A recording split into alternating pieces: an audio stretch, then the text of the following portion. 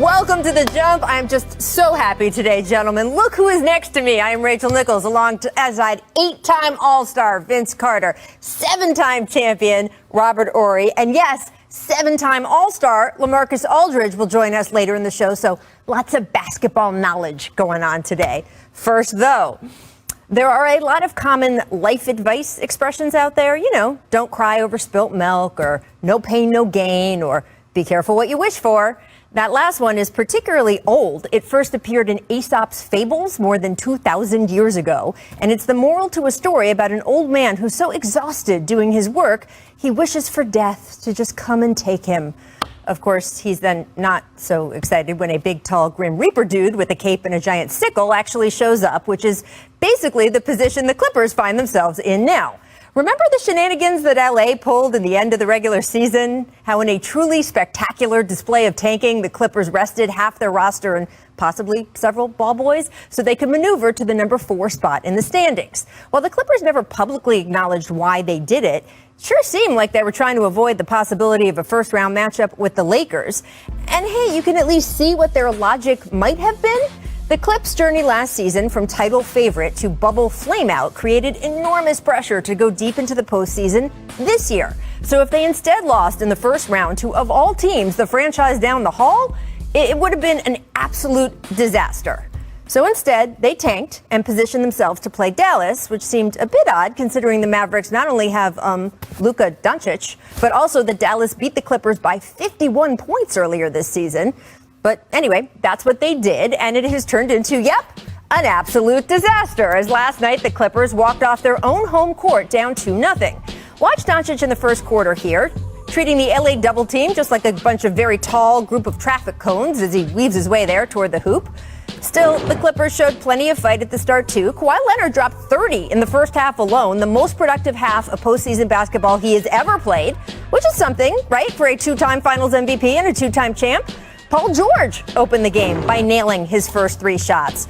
He also put Kristaps Porzingis on roller skates here. I mean, that's just mean. He'd finished with 17 first-half points, which is all well and good, except basketball games have 2 halves. And it was the Mavericks who ratcheted up their intensity as the night wore on. Doncic had little trouble hunting for matchups. Poor Ivica Zubac. I mean, But he also had no trouble going right at the Clippers' best defenders. Watch him go against Kawhi here. Patrick Mahomes, who was courtside and knows a thing or two about throwing bombs, he approves. Then just a couple minutes later, Luka again, the little tribute to Dirk Nowitzki, who was also in the crowd last night. Yeah, that's just disrespectful. Dallas would jump out to a 14-point lead, and while the Clippers were able to tighten that again in the game's final minutes, they never actually threatened to win. Tim Hardaway Jr. put the final nail in LA's coffin with this beauty. And Dallas, who has been absolutely shooting the lights out in this series, is now heading home in firm command of this matchup. In the history of the NBA, teams who win the first 2 of a 7-game series advance to the next round 93% of the time. A fact the Clippers seem to be weirdly blasé about after the game. I'm not concerned. Like I said, they got to win 4 games, and you come in on an opposing team's floor and you play. There's no pressure on you to make shots because you're supposed to, you just try to come in and steal a game or steal 2 games. But now they got to go home and try to keep up the same shooting. So it's easy to come on the road and do that when there's no pressure on you. So we'll see in Game 3. We got to rise to the occasion. Fact of the matter is, if we don't, we're done for. But there's no level of concern. I mean, we just got to play our game. We got to play through this. We got to incorporate our defense. Luka's gonna get his touches. We just got to do a better job defensively of just quieting everyone else. No level of concern. Look, it's certainly possible for the Clippers to still pull this series out. We've seen teams do it before. But boy, are they off to a rough start here. And it's hard not to feel like it's their own fault. They asked for the guy with the giant sickle. I mean, jumper. And they sure got him. Be careful what you wish for. All right, so Vince, Ty Lue, Paul George, they're not concerned. I saw your face. Yes, and I saw my face. How do you feel? There should be some concern, okay, for sure. I mean, you didn't play well. You didn't get a win at home. So now you're going to a confident Dallas Mavericks on the road. And I don't get it. I don't get it. A lot needs to happen. Defensively, they need to make shots. Mm-hmm. You can't have Luka go for 38, 39, and Tim Hardaway Jr. and company play well is also. You have to pick your poison. You know, for me, I'm saying like we're not worried. They had no pressure. This is a playoffs. This is not a regular season game. There's pressure by both sides of the team. Now they're going home. You got to think about this. Clippers had no fans. You going to Texas? They're going to be fans. Yeah. They're going to be rowdy. This is Dallas. This is Mark Cuban's club, who knows how to get this team rowdy and up for it. So they up for the challenge. They remember last season. They remember what happened in the bubble when Porzingis went out. They want revenge, and now they done took 2 games from you. The Clippers should be concerned. They need to come with a little sense of urgency and find a way to get the ball out of Luka's hands. Now, I will say, I threw up the stats there, 93% of teams that have been up 2-0 go on to advance to the next round. Unless apparently you have Robert Horry on your team, because we looked it up. I remember, I was like, oh, hasn't Robert come back from that before? Take a look at the numbers. Robert, you, on the other hand, 30% of the time have come back from 0-2. So the teams where you were able to do that, what worked? What can the Clippers take heart in? You know, the biggest one was when Mother's Day, we were down 2-0 to the Phoenix Suns. And for us, we just said, yo, man, it's just basketball. Relax. Play the game like it's supposed to be. Play hard and don't worry about anything. We're down. We're not supposed to win this series. And next thing you know, we get hot and we win a couple of series. You know, even with the Utah Jazz series, it's a lot of those series where it also helps when you have a guy like Hakeem Olajuwon on your team. Yeah. You can get on his back and say, take us to the promised land. But overall, we just came together and said, man, let's just go out here and play hard and whatever happens, happens. You can't worry about the other team. You got to worry about yourself and your defensive schemes and what you need to do on that end. Can I ask you a question, though? So some of the teams that you were down 0-2, were you on the road first 0-2 and going back home, or were you 0-2 at home and then going on the road? Mother's Day Massacre, we were down 0-2. We lost 2 games at home to Phoenix going on to the road. Okay. Yeah, and so that's how we became Clutch City in Houston, because we were on the road and won 2 games. See, there you go. It's possible. Yes, it is possible. It is possible, and you say, oh, if you have Hakeem Olajuwon on your team, obviously the Clippers don't. But also, this is kind of why they spent so many million draft picks and all of that time recruiting Kawhi Leonard and trading for Paul George. It was to get a guy on their team, or maybe even 2 of them, that they could say, everybody get on my back and let's go. So far in this series, that has been Luka Doncic. And I have to give this Mavericks team so much credit, because it's not just the Luka show, as you guys point out, right? The other guys on this team are all contributing. Kristaps Porzingis is healthy. He is able to be himself out on that court. And this is a team that was hit so hard by COVID early in the season. They had guys stranded for like 2 weeks at a hotel in Denver because they weren't allowed to leave their rooms when they tested positive on a road trip. So it has been a very disruptive season, and yet here they are, possibly pulling off the hugest upset of the first round. Now let's move over to the other team in Los Angeles, the Lakers, even their series with the Suns, after taking Game 2 behind 34 from Anthony Davis. CP3 only played 7 minutes in the second half. He is still dealing with that shoulder injury. Here's how both teams felt about the whole thing, starting with AD. It's going to be a challenge to repeat, obviously. It's going to be a challenge to beat this team. And in order for our team to do that, I'm going to have to, play how I play tonight or better. And that's Chris, man. He's going to fight. He's a warrior out there. And, I know he doesn't want anything more than, to win these games. So I know he's going to do everything in his power to be out there. Obviously, still bothering him. We have a short couple days, that he can get some recovery and treatment in to, hopefully get it right for next game. So a lot of different perspectives there. Robert, for you, what's the bigger story from Game 2? That AD went out and did what he said he was going to do, put the team on his back, or Chris Paul having to play just those limited minutes? And just the way Chris looked, you saw him kind of doing this for a while, right? Yes. For me, AD, that's what he does. He has a bad game, then he redeems himself by coming and having a good game. But I think with Chris Paul being out, think about it, this guy was in the hunt for MVP. He took this Suns team. I know you got the other guys on the team that were there last year, but he brought in that veteran leadership and put this team pretty much on his back. And think about this. Cameron Payne is playing out of his mind. And a lot of that has to do with CP3 always in his ear and telling him how to play. With his leadership, with that team, they've risen to a new level. With him being hurt like this, it hurts them. He gets them off to a good start, but he needs to be on that floor. He's that floor general that they have to have on the court. And I think I agree, but I say it's hand in hand. I think both, because I feel like if the Lakers go down 0-2, our conversation today is a little different as well. What's wrong with the LA team? Yeah, exactly. What's wrong with the LA team? Yes. So for AD, he needed to have a big start. Yes. And that's what I talked about yesterday is feed him early and often, and then LeBron will piggyback from there, and it opens the floor up for both of those guys, particularly Anthony Davis. On the other hand, Chris Paul played 70 games. He's the head of the snake. Yep. He's the leader. He has the unbelievable basketball IQ, and he can put guys in positions and like he's done for campaign. And I think Monty made a tough decision on sitting him out. Yeah. But Cameron Payne played great, 19.7 assists. I mean, Chris Paul gives you that, but it just wasn't enough. And, we're not even talking about how well Ayton played. Right. He played great Both as well. nights, game one and game Yeah, two. exactly. Yeah, 21 and 10. Right. And we're not talking about him. It's just, I don't know. It's not enough. It's tough. And look, you feel for Chris Paul, right? Had the hamstring a couple years ago in the conference finals, just awful timing. This just a freak injury. I was in the building when it happened on Sunday, and it was just a teammate. It was just a freak injury. And this is a guy who has worked so hard to get into better condition so that he could play.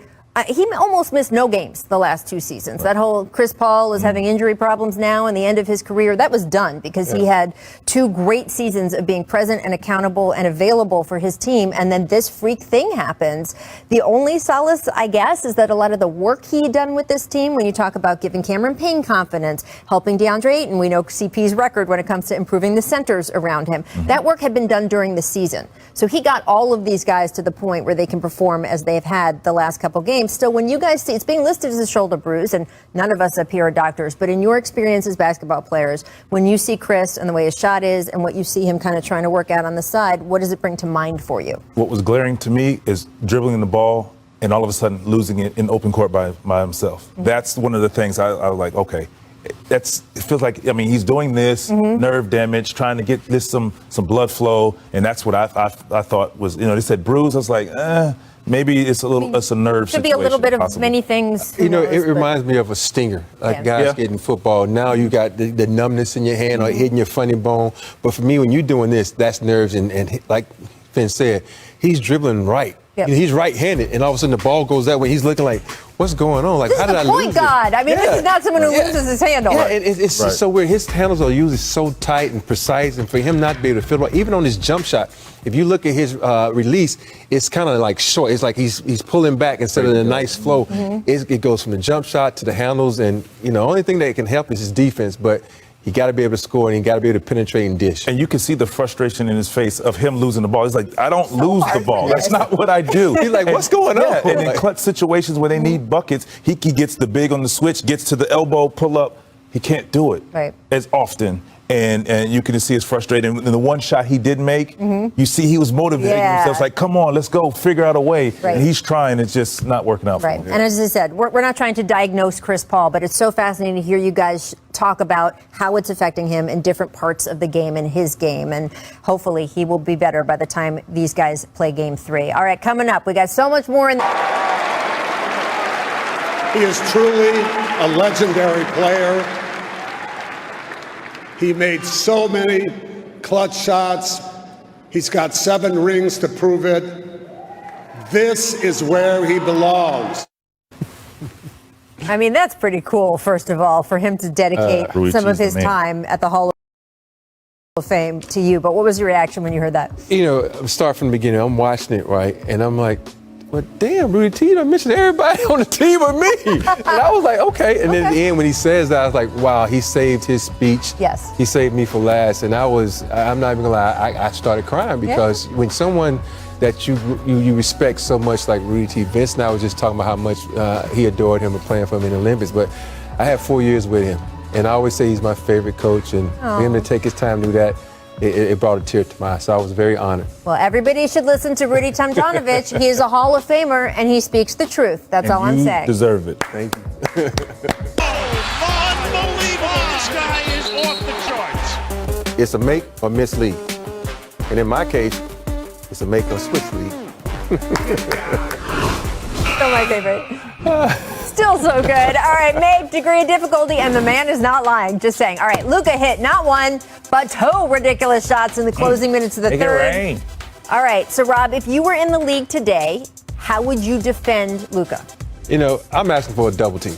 You have to double team, get the ball out of his hands because he's too crazy. Was he getting his shot? No, but he's just Luka. Yeah, Luka plays at his own pace. And Yes. I played in the playoffs against Jeff Van Gundy's Knicks. Okay. And he double teamed me at half court coming up, and he made me get rid of the. There were several times I saw Luka just weave right around a double team last Yeah, night. this Just is sort true. of like, nah. Miss footing. PG Nothing. over the Lakers-Suns game. LA out and running. LeBron climbing the ladder. Go get it. Hacks it with one hand. So Vince, you have some experience with doing stuff like this in year 18. How does it change as you age as a dunker? How does it change? I mean, Not much, it's apparently. mentality. It's just mentality. Like for him, you can't tell him that he's not able to do that at Right. 38. I mean, it's just in him until you believe that you can't do it. That's all I got. You got certain guys that are just incredible athletes. Vince, you were one, and LeBron's another. He could probably be at 50 dunking, like Spud Webb was. You know, he was dunking at 50, so LeBron gonna be dunking at a long time. Robert, Vince Carter dunked on that hoop the other day at age 44. I saw that. I don't know about 50. In a suit. But he's getting there.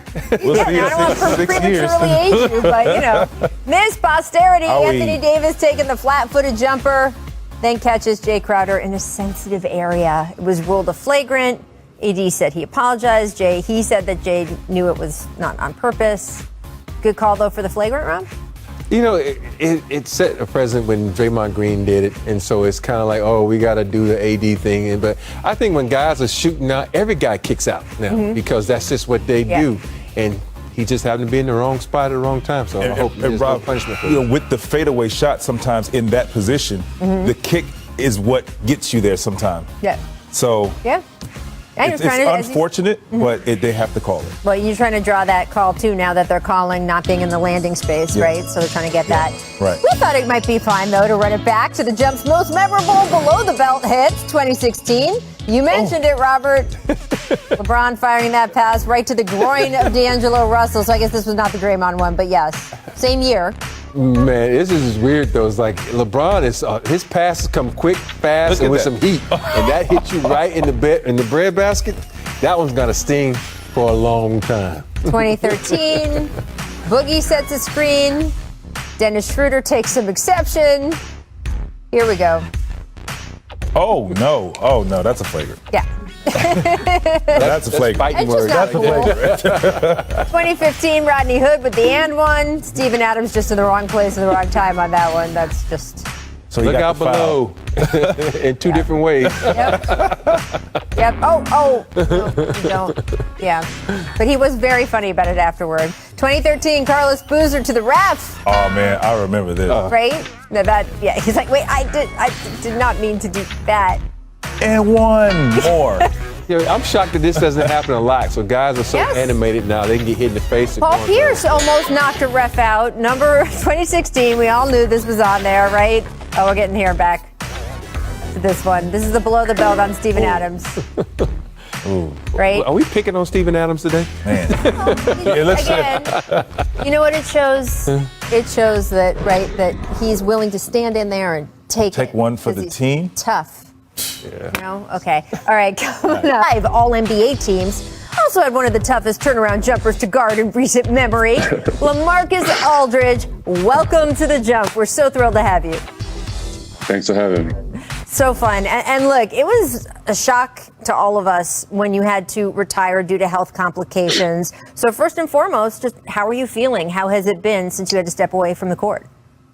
I'm doing good. I'm just going through testing every day, just to make sure that, everything's okay. But I'm actually doing good right now. How difficult was it to make that decision? Because I think every athlete knows that, hey, something could happen to me that I don't expect, but you expect it to be an injury, right? And here, all of a sudden, you get this piece of medical information, and it's in front of you that you might have to retire mid-season. It's still hard, but it's tough. I think at some point, in your career, you got to pick your health and your family first. So, I think that it was my time. It was definitely tough because I feel like that team needed what I brought to the table. They were excited to have me there on that team, and I was having fun. So it was extra tough. My question is, obviously leaving the team, have you been following them or any of your other former teams? Have you been following them in the playoffs? Yeah, I've been following Brooklyn for sure. You know, I've been texting with the coaches and stuff, you know, trying to say what I see, you know, trying to put on my coaching hat now. But, you know, all those guys were great guys. They were all, you know, happy to have me. I felt, you know, very embraced, you know, in my short time there. So I'm definitely following those guys. You talk about short times, but how about a long time? You spent a long time with the Portland Trailblazers. How honored would you be when they put that 1-2 up in the Raptors, up there with, you know, the Jerome Kerseys, the Clyde Drexlers? How happy would you be? Man, I mean, you know, first of all, I think, you know, anyone getting their jersey retired is a huge honor. But, you know, it would be great for me. You know, that's where, you know, it all started for me. That's where I made my name, and, you know, I became an all-star, and, you know, I actually became that go-to guy there. So it would be awesome for me, you know, if it does happen, because, you know, that place is, you know, definitely, you know, one of my, you know, favorite memories for sure. I love that Dame Lillard came out the day after you stepped away and said, let me make this clear. This man's jersey needs to go up right away. That was just really fun to see. All right. You know, you've watched The Jump. You know one of our favorite games, LaMarcus. We want to play What Were You Thinking? We're going to show you some career highlights, and you tell us what was going through your head. First up, what were you thinking when you caught the alley-oop on Michael Beasley back in 2010? That was the year I really started to dunk more. So, you know, it had been a lot of talk about, you know, what would you do if you, you know, dunked on someone? And I kind of was like, I don't know. I dunked on him, and then I kind of did like my little arm, and I was confused. You know, I thought I was. At least you're honest. I thought I was Vince, but I wasn't. I mean, Vince, you had so many memorable post-dunk. You know, obviously the dunk contest is the biggest one, but the whole thing. Did you work, Vince, on your dunk reactions? I mean, LaMarcus needs tips. It just happened. It just happened. I mean, sometimes it's just like that out-of-body experience. When you dunk, you're just like, you know, you do whatever. Like all of those things, like from the dunk contest, it just happened. That's just. There you go. There you go. All right. You can't work on that. I got another one for you next up. What were you thinking, LaMarcus, when you put future teammate Blake Griffin on skates back in 2015? Step back. I was like, I got to make the shot so I can finish this off. Right. If you miss the shot, then no one cares. So I got to make the shot. You got to make this shot. Anytime you see a guy slip like that, you got to make you got to finish the shot. You got to finish it out. Most guys look down at the guy, but no, you said, I'm staying focused. I got to make this shot. Right. We had one the other day where the player didn't make the shot, then followed up, got his own rebound so he could put it in because he was like, this has got to be a completed highlight. Exactly. All right. Next up, what were you thinking back in 2013 when you hit the game-tying 3 and the game-winning jumper? Oh, man. Yeah, what were you Vince thinking? Carter's Mavericks in a clock span of 5 seconds. Who was that guarding you? Man. Man, I was just trying to get payback. You know, Dirk had got us so many times, you know, in my career. I just wanted one time where I could beat Dirk, and, you know, I can make the big shot. So I was just happy to, you know, finally get him one time. I remember you walking off that smile at the end because you had hit the first shot and then hit the second. You're like, I did it again. Oh, man. But the funny part about that is that 3-shot wasn't for me. It was for Nick, but he didn't want the shot. I was open, and I just shot it. So I think that was my first 3 I made that year too. Oh, that makes it worse. Sam's got a little Robert Horry in him, apparently. All right, last up. What were you thinking, friend, when you and our other friend, Kendrick Perkins, went nose-to-nose after this rebound attempt back in 2012? Take a look here. There we go. Perk and I had some battles, man. He wouldn't back down. I wouldn't back down. But I have like this switch, and it kind of flipped. And it flipped for me. And at that point, I think he actually said something, too, that made me lose it. But I was just thinking, you know what? I'm tired of this. But, you know, Perk and I were, you know, both, you know, competitive guys that went back and forth all the time. Well, it's funny that you say that because we really wanted to get the full span of this highlight. Hey. Kirk, what were you thinking during that moment? Hey, look, right, LA is downplaying the situation, okay? You have to realize LA is a Texas boy. I'm a Texas boy. He's from Dallas. I'm from Beaumont, okay? I came out before him. So you got to realize that LA was one of the best. That was one of the best low post scorers in the game at that time. And I consider myself a lockdown defender. Kevin Durant used to always come to me and was like, LaMarcus Aldridge had a better high school career. He put a battery in your back. That would be the inside. That would be the inside beef that we used to go at it. But I used to always say I got him straight up. And there was times where LA would give me 40. And it was times I would hold him to his 2 for 13 shooting nights, you know what I mean? But it was all in the battle. But you don't see that in the league more today. You don't see guys going nose to nose. All I see is a whole lot of jersey swapping. Yikes. No comment, man.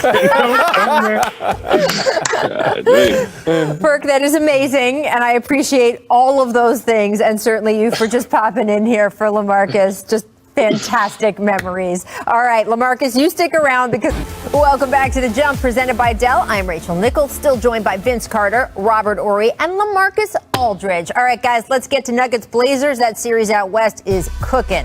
After losing game 1, the Nuggets rebounded, took game 2. Nikola Jokic had 38 points, 5 assists, only 1 assist in the previous game. So, LaMarcus, as a big who had to deal with Jokic yourself, why do you think they are having so much trouble with him, especially in that game 2? It's tough. He's such a good playmaker that you want to try to force him to score. But if he's, scoring like he's doing now, it's kind of tough to, just let him go for 40. So he's very versatile. So I think that's why, he's, possibly MVP because he's, he does it all: pass, score, and rebound. It is amazing. Vince, if you were in that Portland locker room, what would you tell teammates to do to slow Jokic down? Well, you want to stick to what was working, and they made him score and score often, and he had 1 assist. In game 1, yeah. Yeah, in game 1. In game 2, he had 5 assists. Yeah, 5 assists, and he has 16 triple-doubles on the year. And when he's distributing the ball, even if it's the hockey assist, he's getting everybody involved and giving everyone the opportunity, which opens the game up for him to score, rebound, and assist. So, they had 5 guys in double figures because of the ball movement from Jokic, and he creates a lot of disruption to defenses because he moves the ball and distributes. So you want to just stay home on guys and let him play one-on-one, tire him out, and put him in pick and roll on the other end, and that may help. When Jokic always likes to bring the ball up, send a little at him, make him give it up or make him turn, try to wear him out like you said. But also with Jokic is one of those guys, he figures your defense out. You go back and look at his playoffs in every series, he takes what you did in that first game. So, you thought it worked? All right, I'm going to change my game up. So with him I would come with a different scheme every night to keep him on his heels and keep him thinking because he's too smart of a player to just keep throwing the same defensive scheme at. All right, LaMarcus, these are your guys. Dame, CJ, what do you think is going to happen in the rest of this series? It's going to be tough, because, Dame's playing at a very high level, and those guys are going to fight to the end. So I think it's definitely going to go back and forth. They're going home, with fans in the building now. So, they should definitely get the next one. Well, we will see what happens. I love that series. I think it's really evenly matched and really fun to watch. And LaMarcus, you are very fun to watch. I'm so